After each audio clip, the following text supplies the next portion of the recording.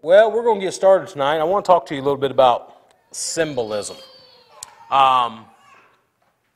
We live in a society that we are a very visual generation. We focus more on seeing than we do really anything as far as in respect to how we relate to things. And it's interesting because I don't think sometimes we realize the importance of some of the visual things we see in regards to not only what they mean to us, but what they mean to others. And I just want to show you some things and see if they're recognizable to you. What is that? And that means what? A watch. So if you see that symbol, you know very quickly that you're talking about watches. What's so significant about them? Very expensive. So because you're familiar with that particular symbol, because you're particular with that particular name, it stands out to you and it brings with it a particular meaning. They don't have to write up there, Rolex, we make watches. And they don't have to write, but our watches ain't cheap either. You know, those are some things that automatically come to you. Okay, let's go to the second slide. Okay? What's that? Huh? Motorcycles. Harley Davidson. When you see that, what's that mean to you?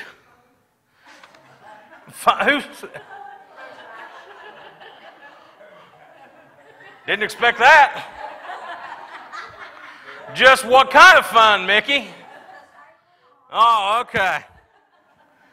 What does that, when you see that symbol, what does it mean? What kind of images comes to your mind? Made in America. That's a good one. That's a good one. Made in America. What else? They're expensive. That's right. What else? Huh? An investment. Okay. They retain their value. What else does it mean? Oil leak on the driveway. Oil leak on the driveway, noisy, and carry wrenches with you. Because the chances are there's some bolts that's going to loosen up that you need to tighten up. What else? Freedom, gloves, clubs. What kind? Oh, wow. Does that put that? Yeah, it does. I guess it does, don't it? When you look at that image, it puts in, you come to, you see how important symbolism is to us? How we relate certain things to symbols. Exactly. For Dave, first thing, American made. That's when I see Harley, I think of Milwaukee, I think American made, American iron, iron horse or whatever. But then my second thought is Helen's. Gangs, motorcycle clubs, rebels, violence, all that comes into mind. Throw up next slide. Let's see what else. Whoa, hey, does anybody know what those are? Debt. Something we ain't got. How about shopping spree? How about learning experience? Learning experience. Very good. So would you say those are recognizable symbols? One time or another. Okay, let's try another slide. Anybody know what that is? Information. Okay. Internet. And those are probably the two biggest ones. But, for this generation, those would be very quickly identifiable, technically wise. Google would be, I don't know that you could go into a grade school or high school and a kid wouldn't know what that is. Okay? Give me another one. Tires, there you go. Huh? Safe Tires, the Michelin. So, see, you don't have to know anything about the company. You know very quickly, you recognize the Michelin Man, you see the name, you know very quickly we're talking about a company that makes tires. Okay, let's do the next one. Cars. Okay, that's pretty quick. You don't have to know anything. First thing comes to mind, Japanese automaker. So these are symbols. Do you see how ingrained symbolism gets into our lives? We are basically branded.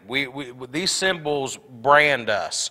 We recognize them. We know what they mean. We know what they're referencing about.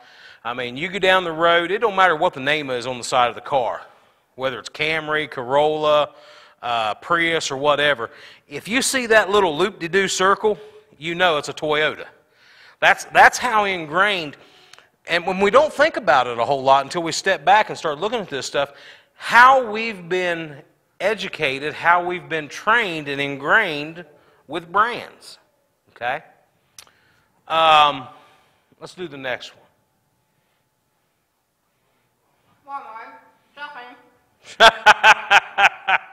Does anybody know that one? Used to be American made. Made in China. Oh my! Do you know? Let me. You know, one of Walmart's one of their theories of business is almost a coal mine company store business, because they figure their workforce is free.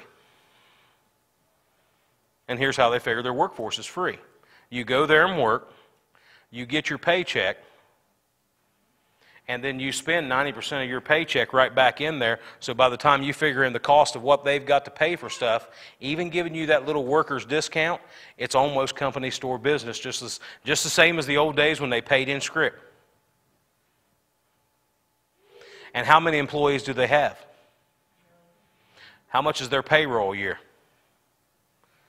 I bet you'd be willing to, I bet you if you'd check 80% of the payroll they pay out, they get in return because their employees shop there. That's a pretty lucrative idea in business, ain't it? Imagine if you had a restaurant and you employed 5 people, and you could get them 5 people to spend 80% of what they got back in your restaurant. What it would do for your bottom end. You've reduced 80% off your expenses. That's pretty, I mean, that's a significant thing. So, you know, Walmart is, I mean, that's a recognizable symbol. And I mean, T-shirt. How about the name on there? Does anybody recognize that? Okay. You recognize that quick. It's a drink. Okay. Go to the next slide. An energy drink.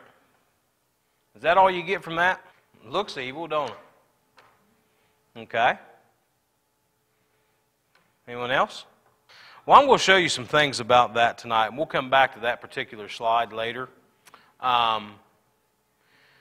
Because for us to look at that, you might not think there's anything more there other than the explanation of a Monster energy drink. And it looks like basically 3 claw marks, right?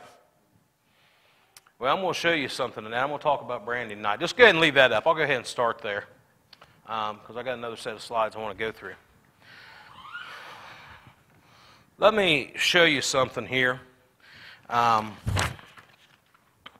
in regards to symbolism and how important it is. Let's do this. Let's go ahead and bring up the other slideshow. Let's go ahead and go there, and then I'll come back here. Anybody know what that is? Medical thing. That's where you get your medical thing. Does anybody know where that came from? It came out of the Bible. When Moses held the brazen serpent up, and the people, if they looked upon it, gazed upon it, they didn't die from the fiery serpents or whatever. They were healed. That's where that symbol comes from. That's the brazen serpent on the pole. Now, of course, they added those wings there. Don't know that, but that's where that symbol stems from. So it's an easy recognizable. You know, we see it as a medical symbol, but the truth is there's something deeper there in the meaning of it, isn't there? From the history of where it come from, which is important. Go to the next one. What's that mean to anybody? Spirit of God, peace, the Holy Spirit. See, it's a recognizable symbol that means something to us. Go to the next one. Does that mean anything to anybody? Plan us out. No, without it, there's no salvation. There was pain and suffering involved in it. How about this? A way of life. See, that symbol has a lot to say, doesn't it? Go to the next one.